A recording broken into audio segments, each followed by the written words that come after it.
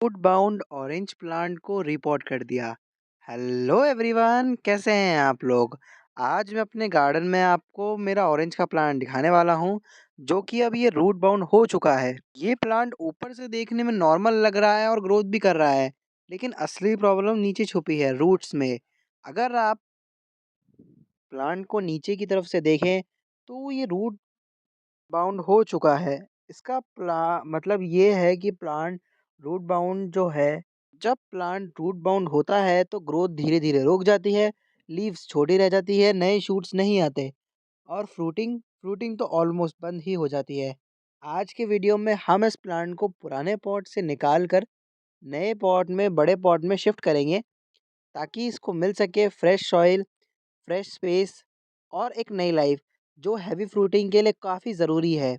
अगर आपने चैनल को अभी तक सब्सक्राइब नहीं किया है तो सब्सक्राइब कर लीजिए सी और इंटरेस्टिंग गार्डनिंग वीडियोस देखने के लिए। सबसे पहले बात करते हैं कि रूट बाउंड होता क्या है एक्चुअल में। सबसे पहले समझना ज़रूरी है कि रूट बाउंड होता क्या है। देखिए, जब प्लांट की रूट स्पॉट के अंदर घूम घूम कर पूरा स्पेस भर लेती है, सॉइल की जगह ही नहीं बचती, तो उस कंडीशन को रूट बाउंड कहते हैं। इस स्टेज पर रूट्स को ना न्यूट्रिएंट्स मिल पाते हैं, ना पानी होल्ड होता है। रिजल्ट, प्लांट सिर्फ जिंदा रहता है, ग्रोथ नहीं करता है। रूट बाउंड होने का क्लियर साइंस ये होते हैं: नीचे ड्रेनेज होल से रूट्स का बाहर आना, पानी देते ही तुरंत निकल जाना, ग्रोथ का रुक जाना और लीव्स का पेल या फिर येलो कलर होना। मेरा ये ऑरेंज का प्लांट है, ये इसी स्टेज पे है एग्जैक्टली। अगर मैं अभी इसको रिपोर्ट नहीं करता तो फ्रूटिंग कम्प्लीटली बंद हो जाती। हमें इसको अभी समर फ्रूटिंग के लिए तैयार करना है, इसलिए हम इसको नए पॉट में शिफ्ट कर रहे हैं। अब बात करते हैं कि नया पॉट आपको कैसे सिलेक्ट करना है। देखिए, अगर कभी भी आप किसी भी प्लांट को, रूट बाउंड प्लांट को रिपोर्ट कर रहे हैं, तो आपको एक बड़ा पॉट यूज़ करना है। इससे छोटा पॉट यूज़ नहीं करना है, इससे प्लांट मर भी सकता है। मेरा पुराना जो पॉट था वो काफ़ी छोटा था। मैं इस प्लांट को सीधा 14 से 15 इंचेस की जो पॉट है उसमें शिफ्ट कर रहा हूँ, जहाँ पे इसकी रूट्स काफ़ी अच्छे से फैलेंगी। पॉटिंग का एक रूल हमेशा याद रखना है कि जो पुराना पॉट होता है उससे 4 से 6 इंचेस तक बड़ा होना चाहिए। बहुत ज़्यादा पॉट एकदम से लेने से पानी रुक जाता है और रूट सड़ सकती है। ज़्यादा बड़ा नहीं लेना है, लेकिन पुराने वाले से बड़ा होना चाहिए। पॉट प्लास्टिक का हो सकता है, सीमेंट का हो सकता है, कोई सा भी चलेगा। बस ड्रेनेज होल्स प्रॉपर होने चाहिए। फ्रूट प्लांट्स को हमेशा ऐसा पॉट चाहिए होता है जिसमें पानी रुके नहीं, क्योंकि ऑरेंज का प्लांट को वेट फीट बिल्कुल पसंद नहीं आती। अब हम लोग बात करेंगे कि सॉइल मिक्स कैसा बनाएं। तो देखिए, नए के लिए आपको अच्छी सॉइल मिक्स का यूज़ करना ज़रूरी है। फ्रूट प्लांट्स के लिए सॉइल सिर्फ मिट्टी नहीं होती, ये प्लांट का फूड, स्ट्रेंथ और फ्यूचर फुटिंग डिसाइड करती है। मैंने जो ये मिक्स बनाया है, इसके लिए हमने लिया है 40% गार्डन सॉइल बेस के लिए, 30% vermi compost, 20% river sand, drainage अच्छा रहता है उससे, 10% कोकोपीट ताकि मॉइस्चर बैलेंस रहे। इसके अलावा मैंने थोड़ा-सा नीम खली भी डाला है, ताकि पेस्ट जो है इसमें वो मर जाएँ, पेस्ट अटैक ना हो। आपको ऐसा सॉइल मिक्स लेना है जिसमें न्यूट्रिएंट्स काफ़ी रुके हों और पानी नहीं रुके। पानी अगर ज़्यादा देर रुक गया तो सिट्रस प्लांट सारे ख़राब हो सकते हैं। ये ऑरेंज जैसे प्लांट्स के लिए परफेक्ट पॉटिंग मिक्स बनाया है हमने। अब हम बात करते हैं प्लांट को सेफ़ली निकालना कैसा है।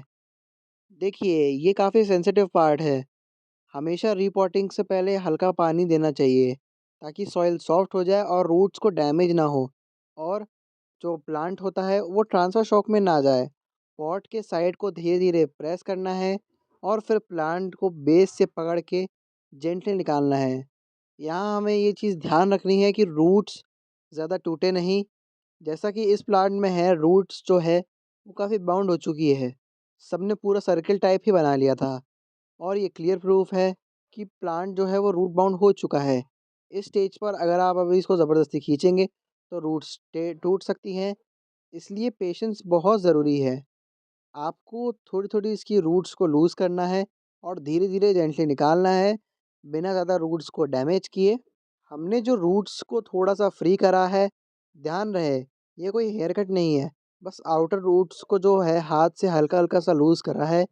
जो सॉफ्ट रूट्स थीं, उन्हें थोड़ा-सा तोड़ दिया है उससे ज़्यादा डैमेज नहीं होता है। इसका फ़ायदा ये होता है कि जब प्लांट नई सॉइल में जाता है तो तुरंत ही स्प्रेड होना चालू कर देता है, काफ़ी तेज़ी से बढ़ता है। अगर कोई रूट ब्लैक, सूखी या फिर डैमेज दिखे तो उसे क्लियर प्रूनर से सैनिटाइज प्रूनर से कट कर देना ही चाहिए। ये स्टेप प्लांट को फास्ट रिकवरी और स्ट्रॉन्ग ग्रोथ में हेल्प करता है। जैसे ही प्लांट बाहर आएगा, आप देख पाएंगे कि रूट्स का पूरा गोल सर्कल जो था वो हमने हटा दिया है। अब इसमें फ्रेश रूट्स ही बची हैं। इन रूट से जल्दी ही स्ट्रॉन्ग स्ट्रक्चर वापस से बन जाएगा। इस स्टेज पर अगर प्लांट को ऐसे ही छोड़ दिया जाए तो ये इसे ज़िंदा रहेगा, ग्रोथ नहीं करेगा। इसलिए रिपोर्टिंग यहाँ ऑप्शनल नहीं, मैंडेटरी हो जाती है। अब आते हैं नए पॉट पर। मैं हमेशा इसके लिए पहले ड्रेनेज की लेयर बनाता हूँ, जहाँ पे ड्रेनेज होल्स काफ़ी सारे हों।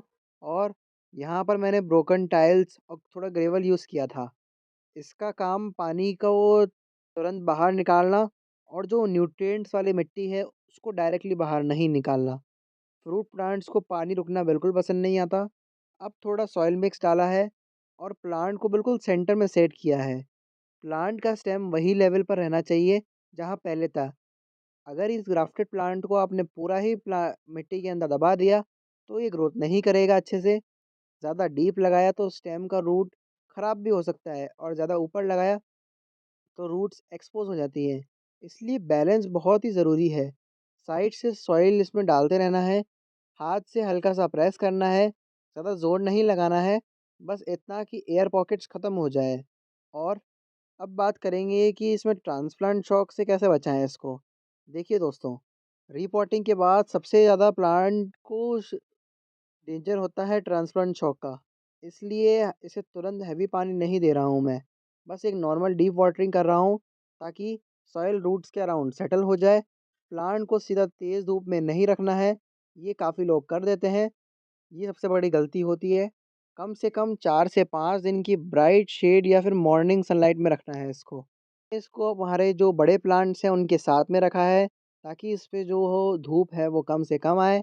इस टाइम पर प्लांट एडजस्ट हो रहा होता है नई सॉइल के साथ और नई सॉइल को एक्सप्लोर कर रहा होता है। तो इस फेज़ में प्लांट को डिस्टर्ब करना बिल्कुल सही नहीं है। सबसे इम्पोर्टेंट बात ये है दोस्तों, रीपॉटिंग के 15 दिन तक इसमें कोई भी फर्टिलाइज़र आपको यूज़ नहीं करना है, सिर्फ पानी और पेशेंस यूज़ करना है। जब आपके प्लांट पर नई लीव्स आएँ, फ्रेश शूट्स दिखने लग जाएँ, तब समझ लेना चाहिए रीपॉटिंग सक्सेसफुल हो चुकी है। अब हम लोग फ्रूटिंग की तैयारी शुरू करते हैं। मैं हमेशा पहले ऑर्गेनिक फर्टिलाइज़र्स ही डालता हूँ इसमें, केमिकल फर्टिलाइज़र्स हम यूज़ नहीं करते हैं। आप चाहें तो 15-20 दिन बाद जब ये सेटल हो जाएगा, तब इसमें मस्टर्ड केक फर्टिलाइज़र यूज़ कर सकते हैं। बनाना पील कंपोस्ट भी सॉइल के ऊपर थोड़ा-सा डाल सकते हैं। ये दोनों पोटेशियम और फास्फोरस का नेचुरल सोर्स हैं। अगर आप केमिकल यूज़ करते हैं, तो आपको एनपीके फर्टिलाइज़र ही यूज़ करना है, जिसका हाफ़ डोज़ ही देना है। ज़्यादा डोज़ देने से फ्लावरिंग जो होती है वो नुकसान पहुँचती है और केमिकल फर्टिलाइज़र ज़्यादातर हमें अवॉइड करने चाहिए। हम इसमें ऑर्गेनिक कंपोस्ट डालें तो बेस्ट रहता है। फ्रूटिंग कम आती है, लेकिन जो आती है वो बिल्कुल ऑर्गेनिक आती है और नेचुरली आती है। ऑरेंज प्लांट बिना धूप के कभी फ्रूट नहीं देता है। डेली इसे 7 से 8 घंटे की धूप चाहिए। जैसे ही प्लांट सेटल होने लग जाए, तब आपको इसको ब्राइट सनलाइट में रखना है, बिल्कुल जहाँ पे इसको तेज़ धूप मिलने लग जाए।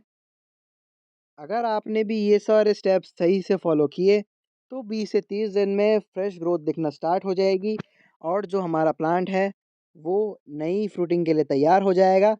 उसके बाद धीरे-धीरे फ्लावर बर्ड्स आएँगे और फ्रूट सेट नेचुरली स्ट्रॉन्ग होएगा। पहले से ज़्यादा फ्रूट्स आएँगे। रूट बाउंड प्लांट को इग्नोर करना मतलब अपने प्लांट को स्लो सफ़र करने देना जैसा होता है। फ्रूटिंग सबसे पहले बंद हो जाती है उससे। आज हमने प्लांट का पॉट चेंज नहीं किया, हमने प्लांट को एक नया फ्यूचर दिया है। अगर आप भी ऐसे ही हेल्दी गार्डनिंग करना चाहते हैं, ऑर्गेनिक गार्डनिंग सीखना चाहते हैं, तो चैनल को सब्सक्राइब कीजिए। मिलते हैं नेक्स्ट किसी वीडियो में, तब तक के लिए हैप्पी गार्डनिंग।